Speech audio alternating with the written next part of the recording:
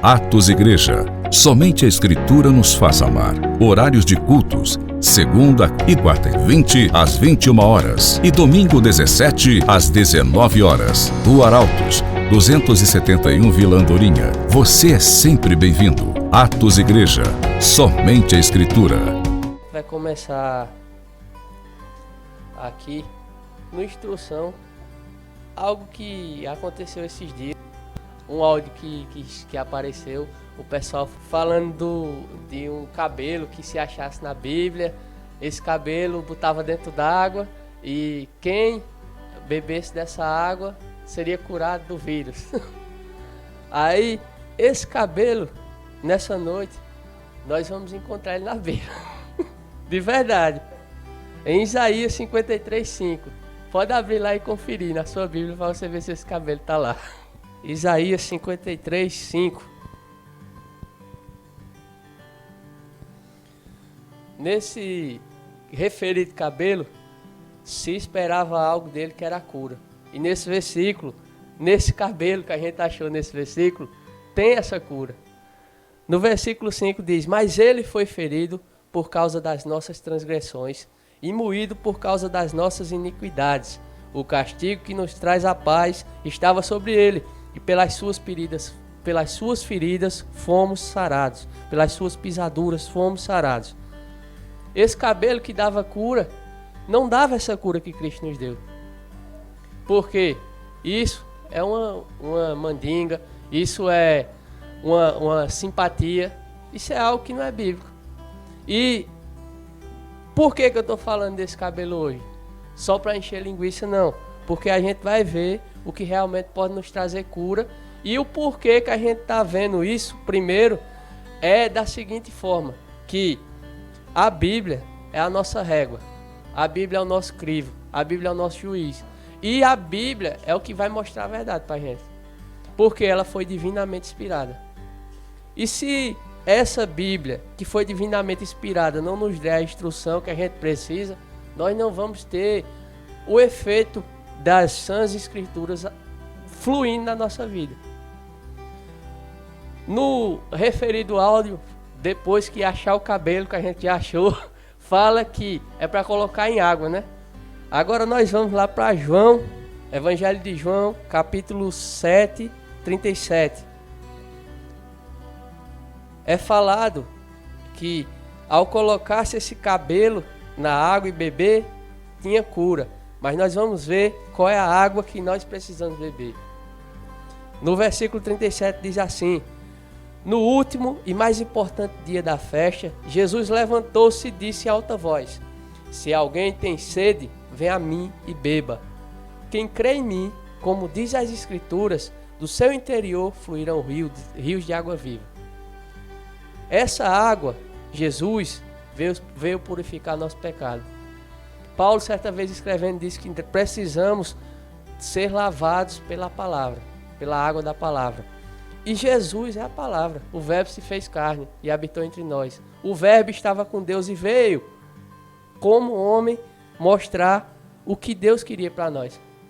E esse Verbo é a água que precisamos beber. Para quê? Para que essa água viva flua dentro de nós. E como é que se bebe Jesus?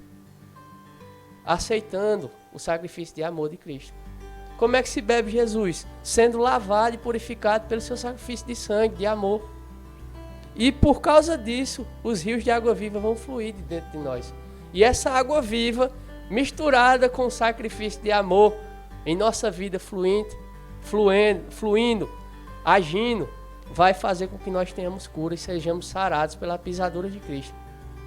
Não é um cabelo que vai fazer a gente ficar bom, mas é o sacrifício de Jesus. É o ato de amor que ele fez. Em João 4,13, diz: Jesus respondeu: quem beber desta água natural terá sede outra vez, mas quem beber da água que eu lhe der nunca mais terá sede. Ao contrário, a água que eu lhe der se tornará nele uma fonte de água a jorrar para a vida eterna. É dessa água que a gente precisa se abastecer e viver. É dessa água que não traz sede natural, mas que nos sacia espiritualmente para que a gente tenha acesso à vida eterna. Para que a gente tenha uma entrada na vida eterna de Deus. Porque para toda a humanidade existe um começo, naturalmente falando, ao nascer, e um findar ao morrer. Só que depois do findar ao morrer, segue-se ao juízo, segundo está escrito em Hebreus. E esse juízo, para quem bebeu dessa água, é a vida eterna. Mas para quem não bebeu, é a eternidade sofrendo no inferno, no lago de fogo e enxofre. Porque ao findar na morte, segue-se o juízo, segundo está escrito em Hebreus. E nós passamos da morte para a vida em Cristo. E se nós passamos da morte para a vida em Cristo, quando a gente partir daqui, desse corpo natural, se a gente morrer agora, tendo consciência que Cristo nos salvou, nós vamos estar diante de Deus para ser liberado do julgamento eterno, do inferno, da condenação eterna. No entanto, se padecemos sem beber da água da vida, que é Jesus, vamos ser condenados e vamos passar a eternidade no inferno, sofrendo. E não tem fim. Em Hebreus 4:12 diz algo interessante. Porque nada natural vai ter poder quanto ao nome de Jesus, quanto à palavra que é Jesus, quanto o evangelho que é divinamente inspirado. Porque o evangelho é poderoso. Para nós que cremos, é o poder de Deus. Para o mundo é loucura, mas para nós é o poder de Deus.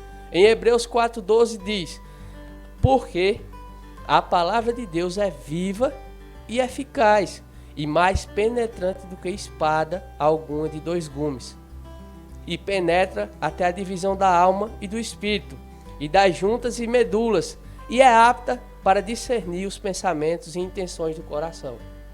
A palavra, ela é apta para fazer tudo isso. Ela é o que faz tudo isso. Ela é o que faz a gente peneirar todas as coisas para que a gente não caia no engano, nem viva de simpatia, de rituais gospel, fazendo coisa que a Bíblia chama de sacrifício de tolo. A Bíblia fala que o sacrifício de Jesus foi o padrão, o que foi suficiente para nos dar salvação, vida eterna, cura, libertação.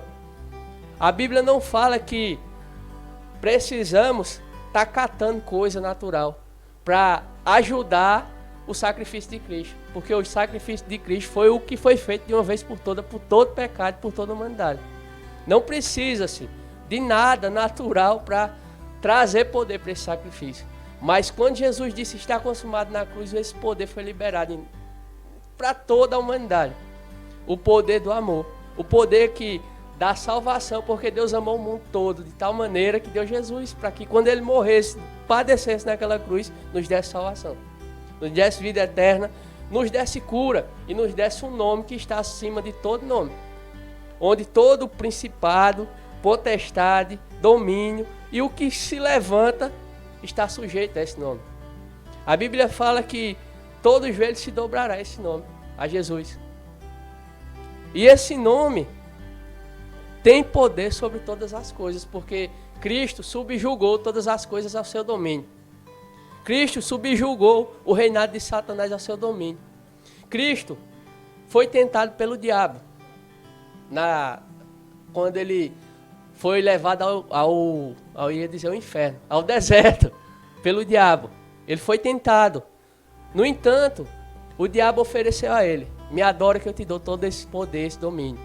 Só que Cristo não aceitou, Cristo julgou pela palavra e rebateu com ela. E quando ele fez isso, ele evidenciou que a palavra era mais eficaz do que aquela oferta de Satanás. E quando ele foi levado à cruz, que foi consumado o sacrifício de amor pela humanidade, Cristo recebeu de Deus todo o domínio. Ele pegou a chave do inferno, a chave da morte, pegou todo o domínio e aniquilou Satanás, reduziu Satanás a nada. E quando ele fez isso, ele recebeu de Deus esse domínio, essa autoridade sobre todas aquelas coisas que Satanás ofereceu para ele. Ele deixou uma oferta vã e passageira e passou a se enquadrar numa oferta que não tem fim, que foi a oferta de Deus, a oferta de amor, a oferta de justiça do Pai. E foi entregue a ele toda a glória, a qual ele se havia negado quando ele veio e se fez homem. porque ele rejeitou a divindade, se fez homem, se fez carne, habitou entre nós para nos salvar. Ele se negou à posição divina. No entanto, Deus deu a ele novamente a posição a qual ele tinha se negado por amor e restabeleceu todo domínio sobre todas as coisas ao seu nome. E ele, a palavra, nos mostrou como Deus queria que nós vivêssemos, como Deus queria que nós procedêssemos. Cristo não se amedrontou diante de circunstâncias. Cristo estava deitado no meio de uma tempestade, dormindo. Hoje, nos nossos dias atuais, nós não estamos num momento bom, isso é óbvio. Porque quem é que quer estar preso sem ter feito nada errado? Quem é que quer estar sendo sujeitado a uma oposição de prisão sem ter feito nada de errado? Ou está até receoso de respirar, com medo, temoroso, porque tem algo que a gente não vê, nos amedrontando, nos colocando subjugados. Isso não é uma situação boa. No entanto, Jesus mostra como proceder. Vá dormir. Fique calmo, fique tranquilo. Jesus estava dormindo no meio de uma tempestade, no meio do mar. E se a gente for analisar bem o texto, a gente vê que os pescadores estavam com medo, que correram para acordar ele. Imagina só, a gente chegar no campo de futebol, onde tem um monte de jogador profissional lá jogando, aí a gente entra um pereba e o jogador profissional fica com medo da gente. Não tem lógica, tem? Ou então, tinha alguma coisa nesse camarada que estava amedrontando ele, né? Um pescador no meio do mar com medo da água. Então era algo muito grave. Tanto é que eles sacudiram Jesus. Acorde, Jesus, você não tem dó da gente, não. Você não se importa com a gente morra, não. E Jesus fez, olhou, disse, vento, se aquieta, mar se acalma. E depois eles próprios disseram, oxe, quem é esse homem que até o mar e os ventos obedecem? Só que Jesus, ele veio e acreditava em algo superior. Ele veio mandado por Deus. Tanto é que mais pra frente a gente vê ele no Getsemane dizendo, Pai, se for possível, passa de mim esse cálice, mas todo tempo seja feita a tua vontade. Ele veio fazer a vontade de Deus, uma vontade superior à dele. Ele se negou. E ele sabia que por vir fazer essa vontade, ele tinha algo nele. E certa vez, depois de ele aparecer para os discípulos, ele disse, é necessário que eu vá para que o Espírito Santo venha. E essa mesma vontade que estava em Jesus, hoje veio morar em nós. Porque a vontade de Deus vem pelo Espírito. E o amor de Deus foi derramado em nós pelo Espírito. O Espírito de Deus derramou o seu amor em nós. Ou seja, nós temos hoje o mesmo sentimento que houve em Cristo. Derramado. Só que precisamos ainda praticar esse sentimento. Porque quando a gente pratica esse sentimento, nós damos o poder que a palavra tem. Não que o poder venha de nós, mas o poder vem pela ação que nós fazemos. Porque o poder precisa que nós manifestemos ele. Uma água não passa para a torneira sem um cano. Nós somos os canos de Deus nessa terra. Para que o poder dele passe pela gente e alcance pessoas. E toque pessoas, e cure pessoas. E cure até a gente mesmo. Nós precisamos entender que a palavra nos ajuda a nos guiar nesse mundo como está, em qualquer momento que seja específico, em qualquer situação que se levante, em qualquer área que a gente necessite de ajuda. Muitas vezes a gente desconsidera esse poder, porque a gente fica como um cano entupido e não deixa que esse poder flua. Jesus não disse, faça um curso de não sei quantos meses, anos, para você impor as mãos e uma pessoa ser curada. Jesus apenas disse, em meu nome expulse o demônio, coloca as mãos sobre os doentes e eles ficaram bons. A gente vê na Bíblia que o gadareno, ele recebeu a libertação de Cristo e queria ir com Cristo. Cristo disse, não, fica aí e vá contar para o povo que você faz parte da sua família, do seu dia a dia, o que foi que Deus fez na sua vida. E ele ficou lá E depois, lá para frente, quando a gente vê as viagens apostólicas de Paulo, a gente vê que aquela cidade, a Decápole, quase todas já tinham ouvido falar de Jesus. Já tinham ouvido falar de Deus. Então, um ex-endemoniado alcançou 10 cidades. Com testemunho do que Deus fez com ele. Então, nós temos que ser pessoas que dão crédito a essa palavra, porque ela tem poder para fazer tudo isso. Eu estava comentando naquele dia até, depois que eu me converti, no outro dia eu fui orar por uma pessoa que poderia se endemoniar na minha frente e me dar um cacete. Mas eu fui acreditando que quando eu orei por ela, aquela dor de cabeça que ela estava, ela podia cessar. Isso eu sabia que acontecia, porque eu vi alguém fazendo, eu li na Bíblia. Aí eu fui replicar. Esse é o estilo de vida que Deus quer, que a gente leia e replique, que a gente leia e faça. O Evangelho não dificulta a nossa vida, ele facilita, porque ele é prático, ele é vivível. Essa palavra nem existe, mas a partir de agora passou a existir. Ele é algo que ele necessita de vivência. Às vezes, nós falamos, se portamos, agimos de forma errada. No entanto, temos que entender que a palavra também diz, se você fizer isso, corra para o advogado, que ele é justo e fiel para lhe perdoar. Então, se a gente fizer isso, algo errado, proceder, falar, a gente vai e pede perdão ao advogado.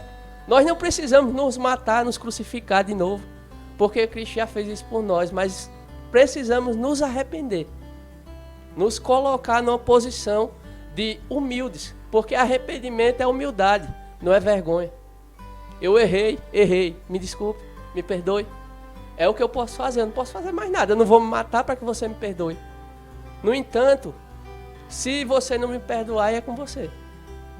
Aí é você que vai carregar o veneno na sua vida. Então, essa palavra, ela julga todas as áreas da nossa vida, todo o caminho onde a gente passa, e ela nos dá uma posição de filho para que exerçamos a nossa autoridade. Cristo, ele mostra em várias coisas como procedeu. E é para a gente olhar e imitá-lo. Por quê? Porque ele foi o exemplo, o referencial. E quando o referencial faz alguma coisa, os discípulos seguem. Quando a gente olha para um lutador de uma arte marcial, o mestre diz, faça assim. E daqui a pouco o discípulo faz, daqui a pouco está fazendo igual o mestre. Jesus disse, não é necessário que o discípulo seja maior, mas seja igual ao mestre. Jesus mostrou, quando pessoas chegaram leprosas perto dele, ele disse, seja limpo. E o pessoal ficou limpo. Quando o camarada chegou com a mão mirrada, seca, uma mãozinha ressecada, Jesus tocou na mão dele e a mão dele ficou boa. Hoje a gente vê um carnaval tão grande no nosso meio para que uma pessoa seja curada. Não precisa disso, é para a gente precisa viver o Evangelho. E o Evangelho, se olharmos para Jesus, no meio da tempestade, vento, se aquiete, mar, fique calmo. Você, Senhor, se quiser pode me limpar. Fique limpo. Senhor, eu quero ver. Veja, não tem mistério.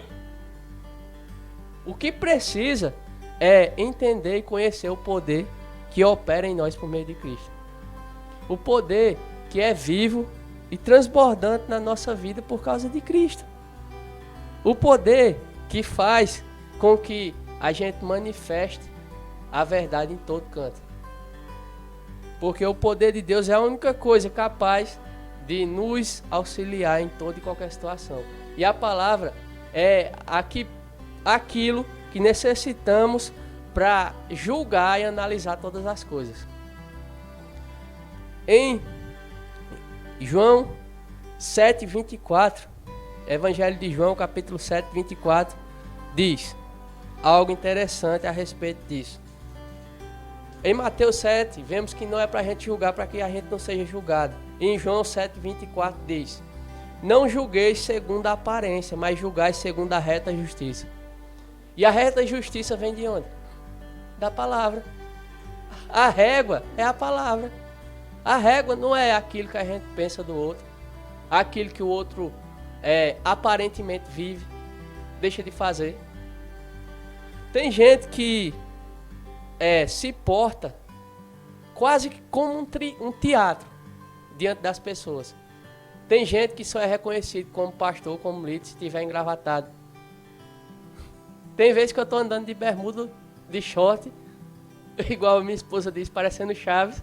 O povo olha e faz, hoje o pastor é aquele menino ali. Quem está tomando conta da igreja é aquele menino ali. Do mesmo jeito que aconteceu no Velho Testamento, quando Deus mandou chamar Davi. Samuel foi lá, queria logo os fortão, os marrudão. Aí Deus fez, olha, é aquele menino que está lá no meio das ovelhas lá. Só que uma roupa não define o que eu faço, o que eu vivo. No entanto, se for uma roupa depravada, sim. Uma roupa segundo costumes do mundo, sim. Mas um short, uma sandália, um boné, o que é que eu estou fazendo? Eu não estou mostrando nada no meu corpo, sensualizando nada. Por isso que Paulo diz certa vez em suas cartas que as mulheres se vistam como santas, dignamente. Porque provavelmente, pela cultura daquele tempo, as mulheres se vestiam feito prostituta. E estavam no meio do culto, quase nua, provavelmente. Porque naquele tempo, naquele lugar que foi dito isso, era um lugar onde o bacanal, a pornografia, a orgia, se manifestava constantemente. Porque era algo da cultura dos gregos. No entanto, Paulo disse, se vistam como santas, como mulheres decentes.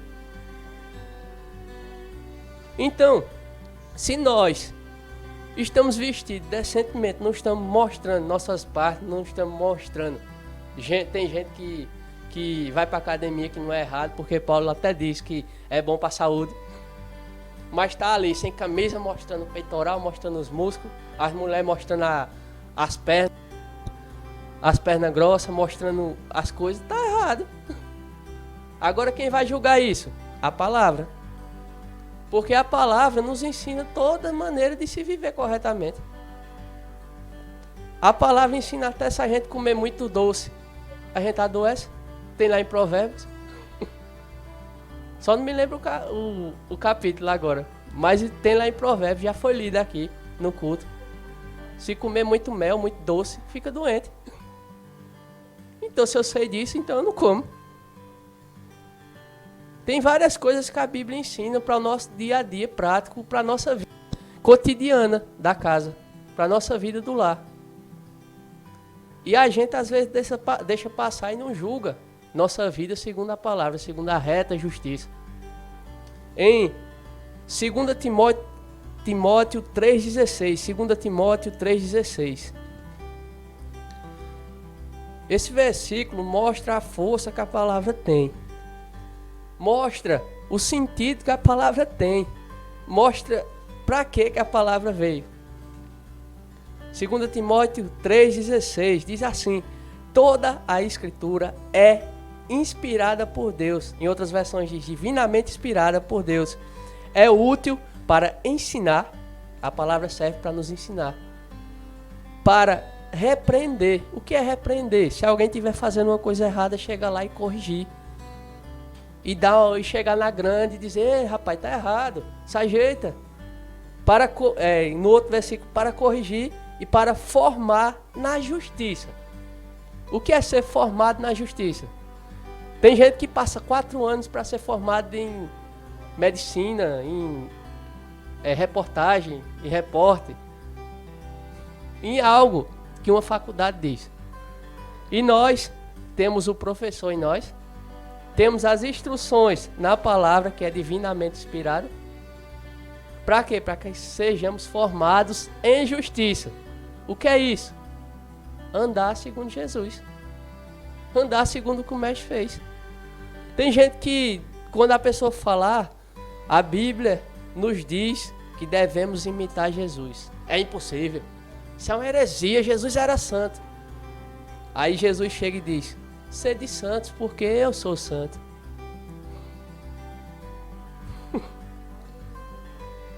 Aí tem gente que diz, não, mas Jesus era Deus.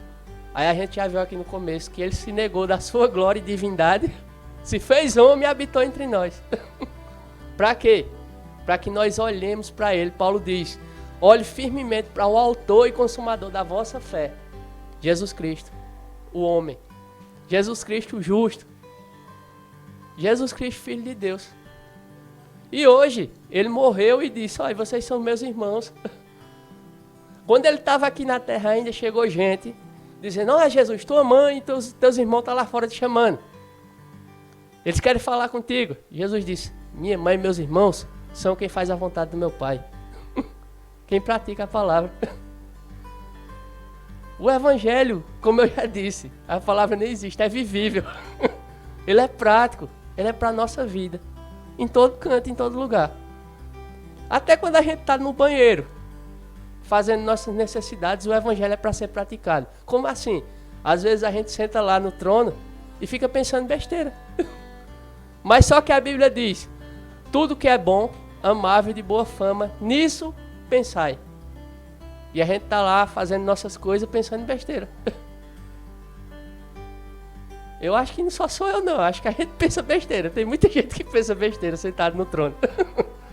Besteira que eu digo é pensando coisa, eita, mas não sei quem morreu, eita, mas isso. E pensando até pensamentos impuros que o diabo joga. Por quê? Porque a gente está na carne e a carne habita o pecado. Ou não, ou sua carne é convertida. A minha não é não, porque a Bíblia diz isso.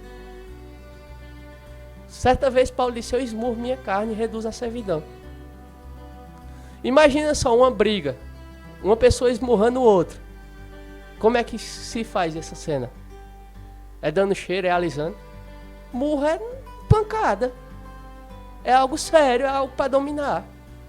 Quando a gente vê um domador de cavalo, que o cavalo é brabo, que fica pulando, ele tem que segurar a rédea, tem que botar força, tem que segurar com firmeza para que o cavalo seja dominado. Que ele seja amansado. Paulo, dizendo isso, acredito que ele estava se referindo ao mesmo exemplo.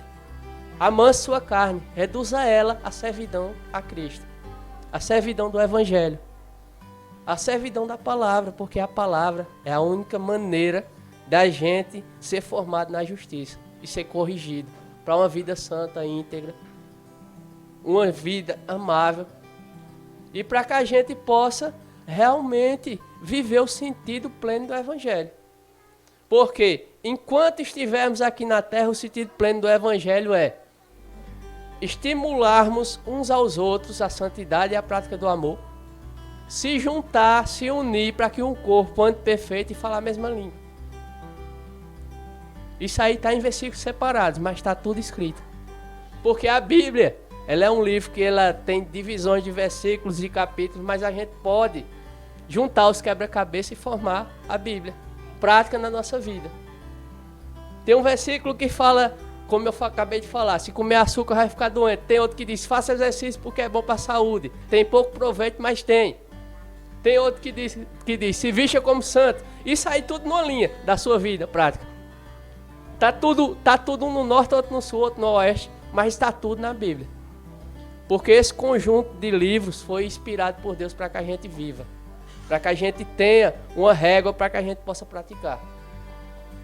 E nessa noite, o exemplo do fio de cabelo foi para isso. Para que assim como esse fio de cabelo foi inventado, a gente possa discernir todas as coisas que vêm, que estão fora dessa linha, desse julgamento da Bíblia. Que a gente possa não deixar Satanás nos enganar, nos engodar. Porque Satanás não vem como um pontudo com um garfo na mão, não. Ele vem com conversinha bonita. Ele vem querendo nos ludibriar. Assim como hoje tem cursos de oratória, tem curso para falar bonito. Satanás, ele já sabe isso desde sempre. E ele pode chegar com conversinha mansa, com conversinha melosa. Pode usar pessoas para que essas conversinhas sejam impostas na nossa vida. E a gente tem que estar firmado na verdade, porque se não tiver segundo a palavra, não vale. não é digno de aceitação, como Paulo diz. Que o evangelho é digno de aceitação. E a palavra é digna de aceitação. Se não tiver na palavra, não é digno de aceitação, porque não vem de Deus. Mas a gente pode até achar, não, mas eu tenho certeza que Deus falou. Mas se a palavra não confirmar, não foi Deus. Porque a palavra é o manual da gente. A palavra é o que nos guia nesse tempo que a gente está. Então que isso seja consciência diária na nossa vida e prática, para que a gente seja vivo no evangelho pleno de Cristo. O evangelho pleno não é o que eu ou o pastor algum que diz, é a palavra. A Bíblia está na sua mão para que você leia, para que você conheça Deus. E o Espírito Santo está dentro de você para me mostrar essa verdade. Vamos orar, vamos agradecer a Deus por esse momento de comunhão e de aprendizagem da palavra. Pai, te damos graças, Senhor, pelo Teu Espírito que se moveu no meio de nós. Em nome de Jesus, Senhor, que tudo aquilo que foi feito nessa noite foi o nosso melhor, foi o que deu para a gente fazer na Tua capacidade, Pai. Te agradecemos porque por meio da nossa vida podemos fazer algo, Pai. Em nome de Jesus, Senhor, que nós tenhamos consciência, que esse fazer algo seja constante na nossa vida, diariamente. Que saiamos da nossa cadeira em todas as áreas da nossa vida e sejamos práticos da Tua palavra. Que saiamos da cadeira do conforto que nos deixa quietinho, que nos deixa acomodado, que nos deixa acariciado, afagado e possamos entrar no Teu trabalhar, agindo de acordo com a Tua palavra. Porque Tua palavra, Senhor, nos leva a se mover em Ti. A Tua palavra nos leva a fazer a Tua vontade sempre. A Tua palavra nos leva para um caminho de justiça, para nos formar em justiça e integridade. Obrigado, Senhor, porque o Teu Espírito nos instruiu que a Tua palavra é o nosso guia, é o que vai julgar todas as coisas. Te agradecemos, Pai, pela essa palavra que é poderosa, viva e eficaz. Em nome de Jesus, que o Teu Espírito nos console, nos conforte, guiando-nos por toda a palavra debaixo da Tua graça. Em nome de Jesus, amém.